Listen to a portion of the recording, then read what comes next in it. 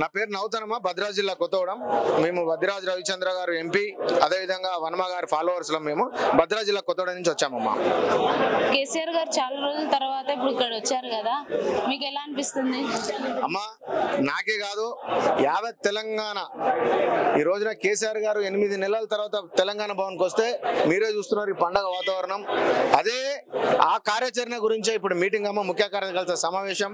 రానున్న రోజుల్లో తెలంగాణ ఉద్యమం ఎలాగైతే చేసామో ఇప్పుడు ఈ దొంగ హామీల మీద మళ్ళా ఈ ఉద్యమం స్టార్ట్ చేయాలని చెప్పి ఈ కార్యాచరణ ఈ మీటింగ్ ముఖ్య కార్యకర్తల సమావేశం ఏర్పాటు చేసుకున్నాం. ఇప్పుడు ప్రజలకు ఎలాంటి హామీలు ఇస్తారు అనుకుంటున్నారు? అమ్మ, ఆల్రెడీ వీళ్ళు ఇచ్చిన 420 హామీలు ఏవైతున్నాయో అందరు అట్టర్ ఫ్లాప్ అయిపోయారు.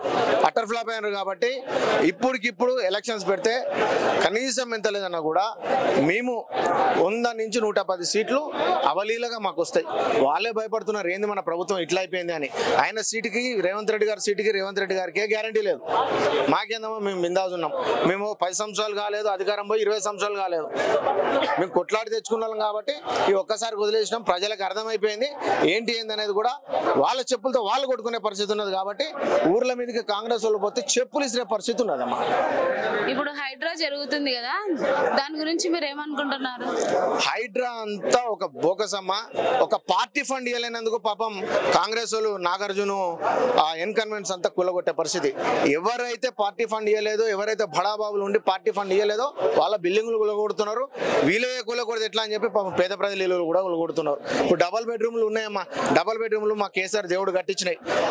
ఆ కట్టించిన ఇండ్లకే వీడు 3 రంగులు వేసుకొని ఇస్తున్నాడు. నీకు దమ్ముంటే చలో ఇల్లులు కట్టించి నువ్వు మా ప్రజలు నీకు ఆహ్వానిస్తారు కదా.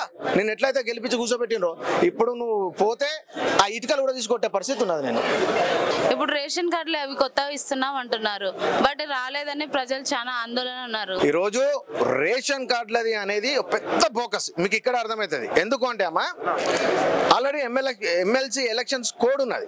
ఇవి అయిపోగానే ఎంపీటీసీ, ఇవి అయిపోగానే జెడ్పీటీసీ, ఇవి అయిపోగానే సర్పంచులు, ఇవి అయిపోగానే వార్డు మెంబర్లు.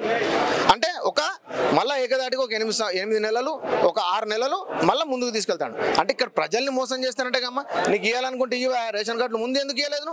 ఇప్పుడే ఎలక్షన్స్ కోడ్లోనే నువ్వు రేషన్ కార్డులు మేము తర్వాత ఇస్తాం అంటే నువ్వు ఒక మాట చెప్తావు, శ్రీనివాస్ రెడ్డి గారు ఒక మాట చెప్తారు, ఇంకొకరు ఇంకో మాట చెప్తారా? ఏం ప్రజలతో ఆడుకుంటారా మీరు? మీకు చెప్పు దెబ్బలు తప్పవు బిడ్డ. రానున్న రోజుల్లో ఇప్పుడు గినక ఎలక్షన్స్, లోకల్ బాడీ ఎలక్షన్స్ జరిగితే మీదంతా కేల్కతా దుకాణం బంద్. మీరు చదువుకొని ఢిల్లీకి పోవాల్సిందే. Thank you sir.